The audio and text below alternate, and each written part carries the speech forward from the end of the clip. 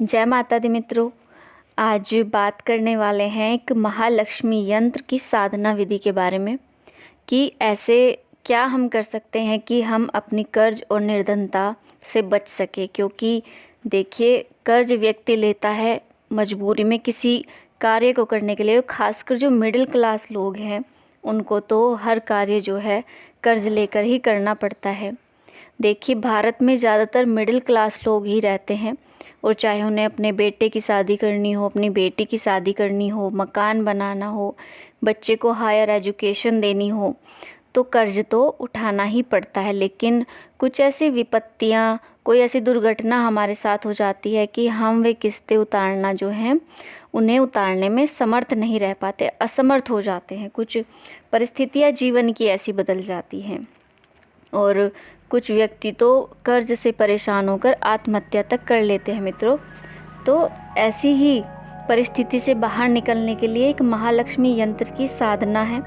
शास्त्रों और पुराणों में महालक्ष्मी की उपमा आदिशक्ति भगवती सर्वेश्वरी के रूप में की गई है। अम्बे महालक्ष्मी की असीम कृपा से ही मानव को धन, दौलत, खुशी, हंसी और श्रेय की प्राप्ति होती है।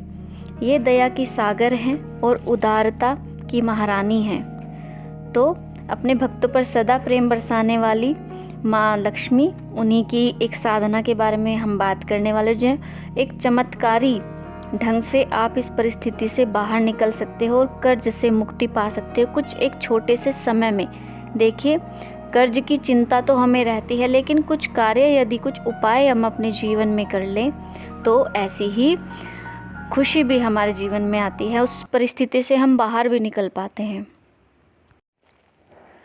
परम शुद्ध पवित्र महालक्ष्मी यंत्र की हम साधना कैसे करेंगे? देखिए, इस महायंत्र की साधना जो खासकर जो महत्वपूर्ण मानी जाती है वो दीपावली की रात्रि में मानी जाती है।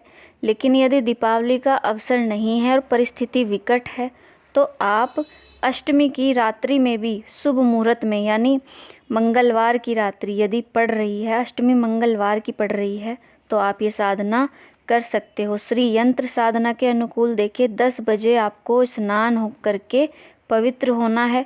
लाल वस्त्र आपको धारण करने हैं और ये जो हैं आपको उसी दिन पहनने, यानी पहले यूज किए हुए नहीं पहनने, सिलवाने हैं और साधना के पहले दिन ही पहनने हैं। घर के उत्तर दिशा में आपको लकड़ी का एक पटरा बिछाना है, यानी माता को सिंहासन आपको देना है। उस पर लाल वस्त्र आपको बिछाना है।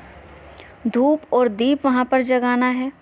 दीपक में शुद्ध गाय का घी आपको डालना है और 20 दीपक छोटे और प्रधान दीपक, यानी एक बड़ा दीपक आपको जलाना है बीच में और उसके आसपास 20 दीपक छोटे छोटे जलाने हैं।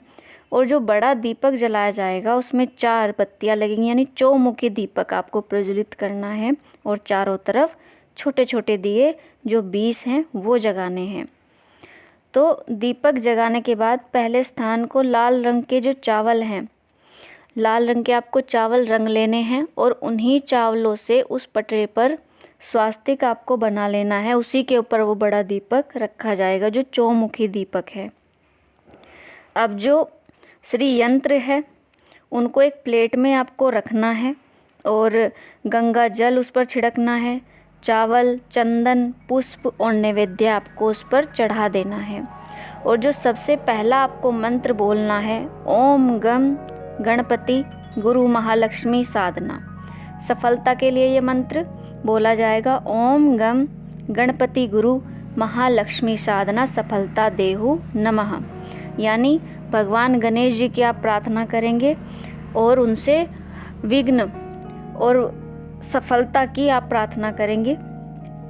इसके बाद यंत्र को आपको प्रणाम करना है और उसके बाद भगवती महालक्ष्मी को, जो माता की तस्वीर आपने स्थापित की थी पटरे पर, गंगा जल, उन्हें अक्षत, चंदन, बिलपत्र, तुलसी पत्र, पुष्प और जो पुष्पों की माला है वो अर्पण करनी है। नैवेद्य आदि से पंचोपचार संभव हो तो पूजन करें। जितना आपसे संभव हो अधिक से अधिक आप कोशिश करें सामान जुटाने की और उनकी पूजा करें।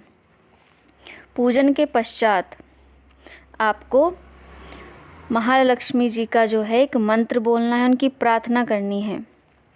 पद्यसेन पद्यनी पदम पत्रे पद्यप्रिय पद्यलता चताक्षी विश्वप्रिय विश्व मनोनुकूले तव तवपाद पद्यमयी सन्निध तत्सव पद्यानने पद्य उरु पद्याक्षी पद्य संभवे तन्मे भंजसी पद्माक्षी ऋण सौख्यम लभाभ्यम अश्वदायी गोदायी धनदायी महाधने धनम में जुस्ताम देवी सर्वा कामाश्च देवी में पुत्र पौत्र धन धान्य हस्तस्वा दिगेश्वरथम प्रजनानम भवसी माता आयुषतम करो तुम में।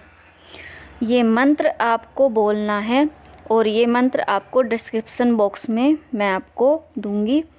तो इस मंत्र का जो अर्थ है, हे मातेश्वरी महालक्ष्मी, आप कमल मुखी कमल पुष्प पर विराजित कमल पुष्पों को चाहने वाली, कमल दल के समान नेत्रों वाली, सृष्टि के जीव आपकी कामना करते हैं, आप उन्हें मनोनुकूल फल देने वाली हैं। हे देवी, आपका चरण कमल सदैव मेरे हृदय में स्थित हो। हे भक्त वत्सला देवी, आपका मुखारविंद उरुभाग नेत्र आदि कमल के समान है, आपकी उत्पत्ति कमल से ही हुई है। हे कमल नयनी, आप मुझ पर कृपा दृष्टि रखें और हमें ऋण कर्ज से मुक्त धन धान्य प्रदान करें। अश्व गो समस्त प्रकार का ऐश्वर्य देने वाली आप मुझे धन यश मान प्रतिष्ठा प्रगति व सफलता प्रदान करें और मेरी सभी कामनाओं को पूर्ण करें। इस प्रकार आप उनकी प्रार्थना करें। और इसके बाद कमल गट्टे की माला पर आपको, जिसमें 108 दाने होने चाहिए, 21 माला का जो आपको उस दिन जाप करना है, ओम ऐं ह्रीं श्रीं महालक्ष्मी ऋण सौख्यम धन ऐश्वर्य देहु नमः। इस मंत्र का जाप आपको 21 माला का करना है। 108 दाने जो हैं कमल गट्टे के होने चाहिए माला में। और ये 41 दिन की साधना है, रात्रि में ही की जाएगी। 41 दिन आपको ये लगातार करनी है। और उसके बाद जो 41वां दिन साधना का जो अंतिम दिन होगा, उस दिन आपको हवन करना है, आरती करनी है।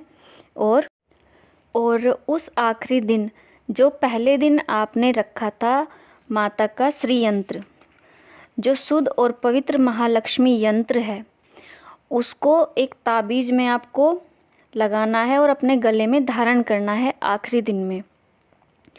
और उसके बाद आपको 1.25 किलो लड्डू सफ़ेद पुष्प के साथ सफ़ेद कपड़े में बांधकर बहती दरिया में प्रवाहित कर देने हैं। ये आपका एक प्रकार का उद्यापन है, साधना की समाप्ति है। तो इस प्रकार ये आपने अपनी साधना पूर्ण की और इसके पश्चात आप अपने जीवन में माँ लक्ष्मी की कृपा प्राप्त करेंगे और कर्ज मुक्ति आप देखना, आपको कितना प्रभाव इसका देखने को मिलेगा। और जब श्रीयंत्र आप अपने गले में धारण करते हैं तो इससे आमदनी में वृद्धि होती है और जिससे आपने कर्ज लिया है उसकी भारी से भारी किस्त आप चुकाने में सक्षम हो जाते हो। ऐसी परिस्थितियाँ उत्पन्न हो जाती हैं कि आपकी जितनी भी समस्याएं हैं वो दूर होनी प्रारंभ हो जाती है। दरिद्रता और निर्धनता आपके घर से जाने लगती है और खुशहाली आने लगती है, कलह कलेश शांत हो जाता है। तो इस प्रकार आपको ये साधना पूर्ण करनी है और अपने जीवन को सुखमय बनाना है। तो मित्रों, अपनी बात को मैं यहीं समाप्त करती हूँ। माता लक्ष्मी की आप पर कृपा हो, ऐसी मैं प्रार्थना करती हूँ। मिलती हूँ आपसे एक नई जानकारी के साथ। तब तक के लिए जय माता दी। हर हर महादेव।